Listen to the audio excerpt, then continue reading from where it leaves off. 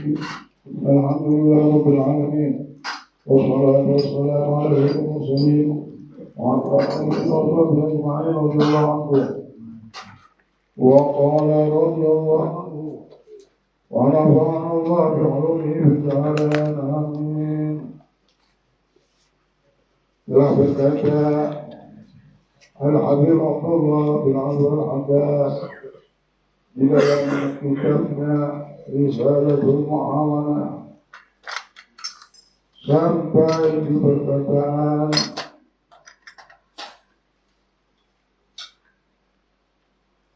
kenikmatan ini tidak dapat dirasakan kecuali setelah melalui berbagai perjuangan pahitnya melawan hawa nafsu saat bangun. Kemarin Sahibul Kitab menceritakan bagaimana para wali, bagaimana orang-orang yang sudah menjadikan hidupnya untuk mencari ridha Allah untuk beribadah. Mereka Allah berikan kebahagiaan, Allah berikan kesenangan, Allah Subhanahu wa Ta'ala berikan kenikmatan mengalahi kenikmatan orang yang hidup di dunia. Padahal mereka terkadang tidak punya harta.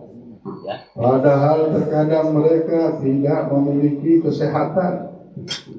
Padahal di antara mereka tidak memiliki kekuatan. Tapi Allah berikan kebahagiaan yang melebihi daripada penduduk dunia yang sekarang sedang menikmati dunianya. Nah, kenikmatan itu mereka dapatkan setelah apa? Setelah mereka berjuang. Perjuangan mereka menghadapi pahitnya melawan hawa nafsu. Nafsu ingin begini dilawan. Nafsu ingin begini dilawan. Memang hidup di dunia ini bukan mengikuti nafsu, malah melawan nafsu. Ini kita harus tahu benar bahwa hidup ini harus melawan nafsu. Jadi ketika nafsu kita bilang, oh ini tidak enak, kenapa dia enak, aku enak, tidak enak. Terus lihat siapa yang ngomong ini. Banyak orang berbicara di hati dan pikirannya ada bahasa yang mengatakan bulan enak, aku tidak enak. Ini kayaknya enak benar, ini tidak enak. Lihat siapa yang ngomong. Itu cahaya atau nafsu? Ingat kalau nafsu itu lebih jahat daripada hantu. Jadi kalau kita lihat, setan yang ngomong. Bukan setan lagi, lebih jahat dari setan ini. Nafsu lebih jahat daripada. Kenapa aku dengarkan omongan dia? Kenapa aku tidak mau bersabar? Kenapa aku tidak mau berjalan di jalan pelita cahaya Nabi Muhammad yang memerintahkan aku untuk memilih jalan hidup sabar, jalan hidup dengan melawan nafsu. Itu bukan kenikmatan hakikatnya. Hakikat nafsu ini adalah kesusahan. Kapan diketahuinya? Nanti akibatnya. Jangan lihat sebabnya. Sebabnya lihat mungkinlah roti ini kelihatannya bagus benar, atau di dalamnya ada racun. Jadi jernihkan pikiran kita, jernihkan hati kita. Dengan apa menjernihkannya? Dengan tadi mengikuti jejak Nabi Muhammad, mendengarkan ilmu-ilmu yang diwariskan Nabi Muhammad, dan menjalani hidup ini dengan cahaya ilmu tersebut, dengan sabar melawan pahitnya nafsu. Pahitnya melawan hawa nafsu kita sabar, kita akan dapatkan kemuliaan dari Allah. Lihat, orang bilang lapar, puasa itu lapar. Tapi orang kalau sudah kenal sama Allah, seperti Sayyidina Jamalullah kemarin, mereka di bulan puasa mendapatkan kenikmatan berpuasa bukan main. Tidak usah kan mereka. Kita yang awam ini saja kalau sudah bulan puasa senang hati, padahal perut lapar. Ketika makan, walaupun makan apa, minum sirup aja sudah senang. Tambah lagi wali-wali Allah ini, mereka mendapatkan kebahagiaan yang tidak didapatkan sama orang. Orang baca Quran capek, Sayyidina Muhammad Jamalullah baca Quran mulutnya keluar madu. Menikmati apa yang ada di Al-Quran. Tapi tidak berani baca Al-Quran di bulan puasa. Malam-malam baru.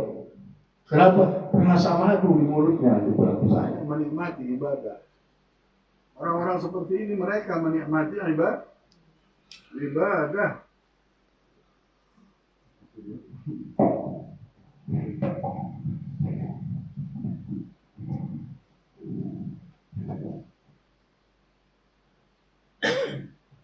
Setelah apa? Setelah melawan nafsu. Jadi kita harus berani. Ini dunia kita sudah lihat benar bagaimana bentuknya, bagaimana kejadiannya, bagaimana perjalanannya. Dari kecil kita lihat.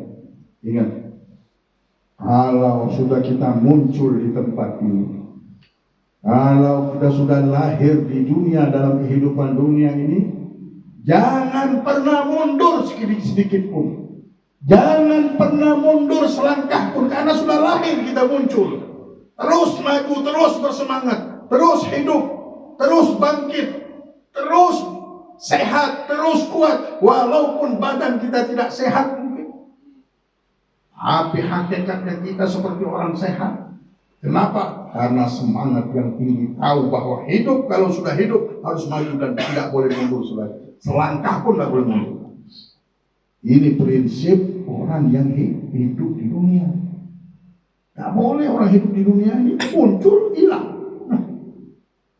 Kalau sudah muncul di dunia, kalau sudah lahir di dunia ini, tidak boleh mundur, sudah tidak boleh. Tidak ada kata mundur itu.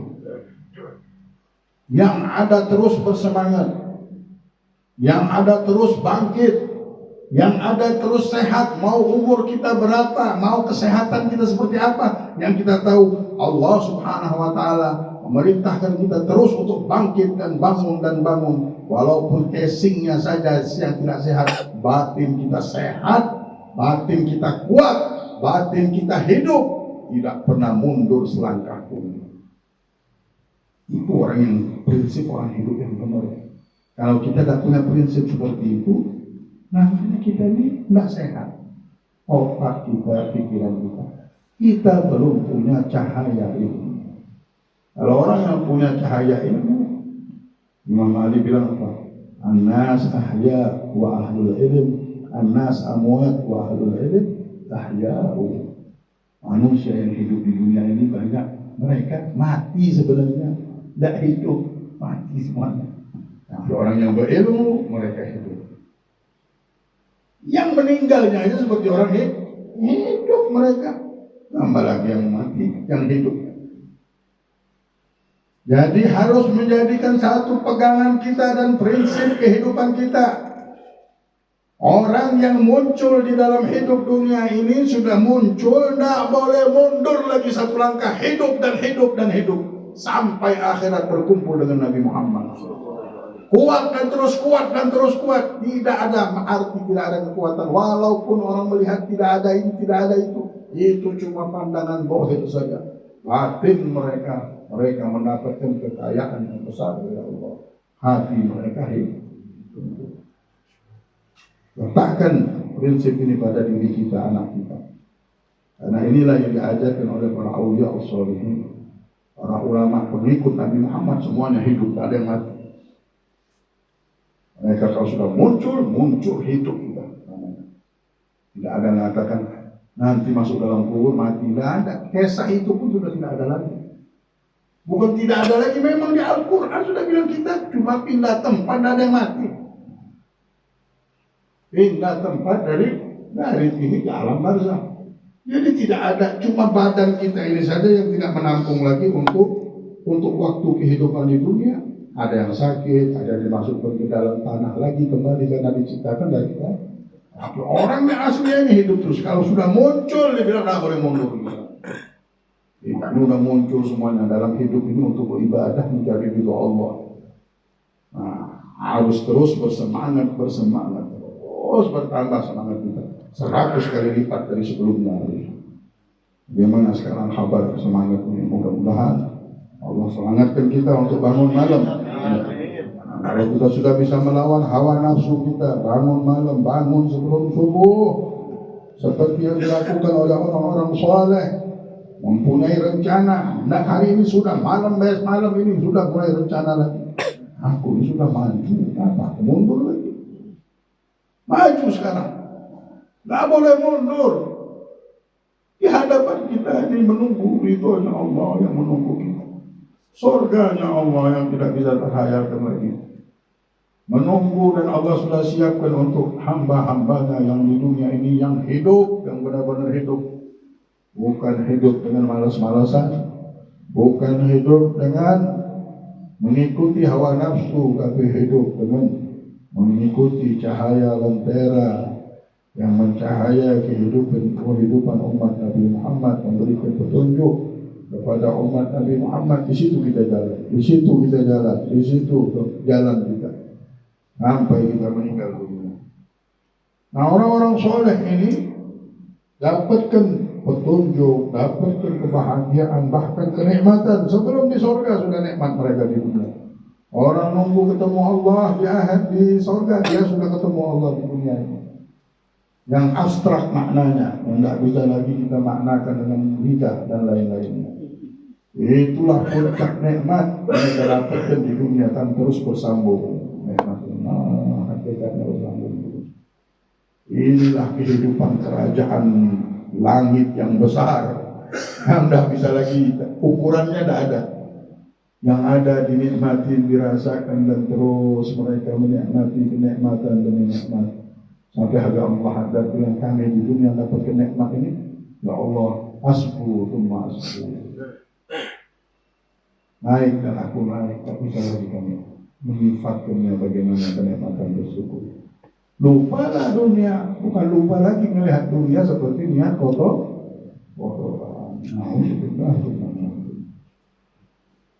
La ilaha illallah Muhammad Rasulullah. Maka dari itu Habib Abdullah Al-Haddad katakan, kenikmatan yang kemarin kita dengarkan bagaimana para orang-orang yang hidup di dalam dunia ini, ingat, yang hidup, yang muncul, yang tidak pernah mundur selangkah pun, yang berbuat, mereka dapatkan nikmat tersebut karena melawan hawa nafsu saat bangun.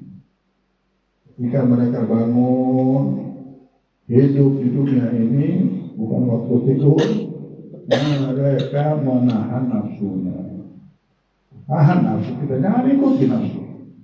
Baik itu urusan apapun, jangan ikuti nafsu. Jikalau nafsu kita mau begini, kita bilang enggak, aku ikuti Nabi Muhammad SAW. Kalau nafsu kita bilang ke kanan ke kiri, kita bilang enggak, aku mau ke kanan.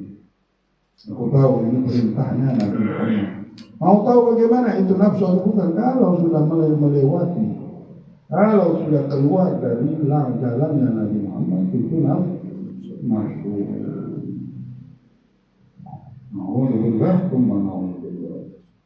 Hal ini sebagaimana yang dikatakan oleh Sayyidina Utbah al-Ghulam. Utbah al-Ghulam ini gurunya. Soalnya bukan main, hanya bertobat. Dia berkata, aku bersusah payah bangun malam selama 20 tahun. Kemudian aku merasakan kenikmatannya 20 tahun berikutnya. Setelah bangkit bangun 20 tahun, baru mendapatkan kenikmatan ibadah 20 tahun berikutnya. Jika engkau bertanya apa yang sebaiknya aku baca dalam sholat malamku dan berapa rakaat yang semestinya aku lakukan, ketahuilah bahwasanya baginda Rasulullah SAW tidak memberikan bacaan khusus dalam sholat malam. Sebaiknya engkau mengikuti Al-Quran dari awal Engkau baca sedikit demi sedikit dalam sholatmu sampai khatam dalam sebulan atau kurang atau lebih sesuai dengan kemampuanmu. Kalau bisa lakukan itu. Ambil satu juz sambil sholat. Kalau Al-Quran, ambil sholat kita baca Bismillahirrahmanirrahim. Alhamdulillah, satu juz pokok. Untuk satu juz dibagi menjadi 10 rakaat misalnya. Setiap rakaat satu juz. Kalau setiap lembar satu juz, setiap rakaat satu lembar, 10 lembar satu juz. Kata Habib Abdul Haddad bagus begitu, karena Rasulullah tidak ada memerintahkan bagaimana. Nah, bisa ya baca ayat kursi, di waktu sholat malam. Yang penting yang tidak bagus nih kalau kita belum sholat malam. Orang kalau sudah umur 40 tahun khususnya nggak sholat malam ini aib benar. Dan yang kedua, orang kalau sudah umur 40 tahun di atas belum mimpi Rasulullah. Oh ini langsung semua. Ini dulu semua orang-orang yang umur yang 40 tahun belum mimpi Rasulullah itu mereka mendatangi. Dan para ulama dan para habaib Allah as-salihin yang umurnya di atas 40 tahun ini dikumpulkan diberikan tugas sholawat dengan Nabi Muhammad SAW. Nanti insya Allah mungkin Habib akan membuat rencana untuk cari waktu yang memang tidak ada ini, kita akan membuat gerakan bersholawat untuk supaya bisa mimpi Rasulullah. Untuk kita di sini. Jadi ada tugas barang-barang ngumpul yang mau ikut silahkan kita duduk. Karena anak tidak ridho rasanya kalau yang hadir ini belum mimpi Rasulullah, harus mimpi Rasulullah. Baru lega, nah sudah tanda kita ini mantap sudah. Karena yang orang yang meninggal husnul khatimah saja yang akan mimpi Rasulullah. Tapi kalau kita di umur kita sekarang belum mimpi Rasulullah, nah tahunnya besok meninggal dunia, tahun depan tidak ada lagi apa dasar. Dan kita sebagai orang yang mengajar di sini dituntut lagi sama Rasulullah, dituntut sama Allah. Kenapa engkau tidak dekatkan muridmu kepada Rasulullah? Kenapa engkau tidak selamatkan orangmu, tetangga-tetanggamu dengan Rasulullah? Nah, insya Allah nanti kita akan buat penggerakannya. Satu, dua, 3 hari ini mungkin Senin depan sudah ada apakah yang harus kita lakukan supaya kita bisa mimpi Rasulullah SAW. Kita minta isyarah dulu bagaimana supaya kita jangan sampai. Jadi kapan terus tak perlu kita cerita, yang penting kita buat dalam 40 hari ini atau 20 hari ini. Nanti kita lihat bagaimana isyarahnya. Kita duduk semuanya, duduk di rumah kah, pakai Zoom kah, atau bagaimana terserah. Yang penting jangan sampai tak mimpi Rasulullah. Sudah cuma jalan ini. Kalau sudah ketemu dengan cahaya ini, yang rencana kita mau sholat malam, ini jangan semuanya. Karena apa? Ketemu dengan titiknya ini dulu, sambil kita belajar. Kalau udah bisa sulit, sudah belajar berapa buku lah. Ujungnya muter lagi, ke bawah lagi, ke sana lagi, kemari lagi. Kenapa? Belum ketemu dengan Sayyidul Wujud ini. Belum nyambung dengan Nabi Muhammad. Tapi kalau sudah nyambung dengan Nabi Muhammad, nyambung dengan Rasulullah, lain orang itu kalau sudah ketemu sama Nabi. Kita mulai insya Allah. Kita harus banting tulang.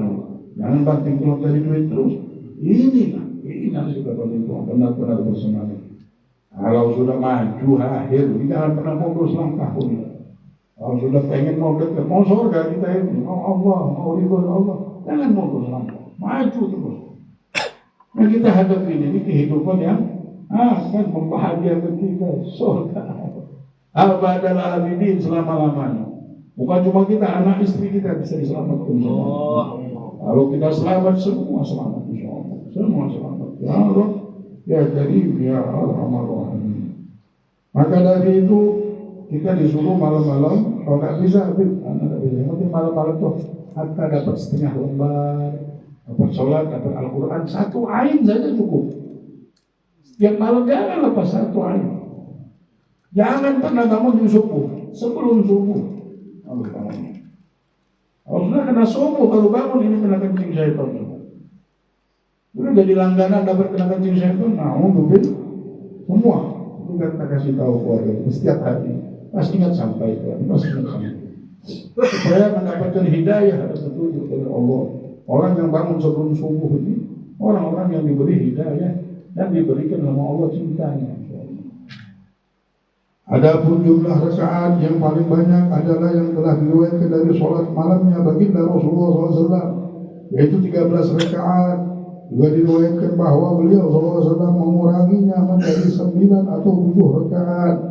Tidak ada riwayat Rasulullah 11 rakaat sholat. Ada riwayat 9, ada riwayat 7 rakaat. Sedangkan kebanyakan riwayat adalah beliau SAW sholat sebanyak 11 rakaat, sholat witir ya. Sebanyak 11 rakaat. Disunahkan pula saat engkau bangun dari tidur, hendaknya engkau mengusap wajah lalu bacalah Alhamdulillah Nabi ahyana wa amatana wa ilaihi nusyur. Jadi sunnah mengusap tangan ke depan itu sunnah ya. Bangun tidur, kita mengusap wajah kita dulu. Usap dulu wajah, bukan doa dulu, usap dulu lah. Alhamdulillah Nabi ahyana wa amatana wa ilaihi nusyur. Apa artinya? Segala puji bagi Allah yang telah menghidupkan kami setelah mematikan kami dan hanya kepadanya lah tempat kembali. Lalu bacalah Inna fi khalqis samawati wal ardh wa ikhtilafil laili wan nahari ayatin li ulil albab. Ini surat Al-Imran. Pernah melihat ke langit ya. Kemudian bersiwaklah, taruh siwak dan berwudulah. Disuruh siwak dan baru sempurna, dengan sempurna lalu sholatlah 2 rakaat. Selanjutnya sholatlah 8 rakaat dengan bacaan surat yang agak panjang dan bersalam setiap 2 rakaat atau setiap 4 rakaat. Ada banyak yang ajarannya masalah sholat malam ini. Ada yang sholat bilang 4 rakaat, setiap 4 rakaat baru salam, 4 rakaat baru salam. Mau 2 rakaat salam boleh juga.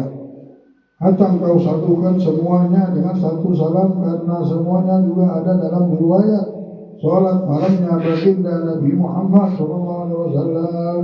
Ada riwayat-riwayat yang banyak masalah tata cara sholat malam. Tapi yang paling kita pahami ya sholat witir aja, atau sholat ambil sholat tasbih 4 rakaat.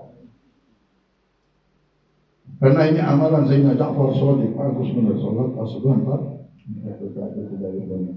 Artinya orang biasanya habis tasbih, ya, taubat, tasbih, aja biasanya yang diamalkan sama ulama-ulama kita. Lalu mereka tutup dengan witir dari 11.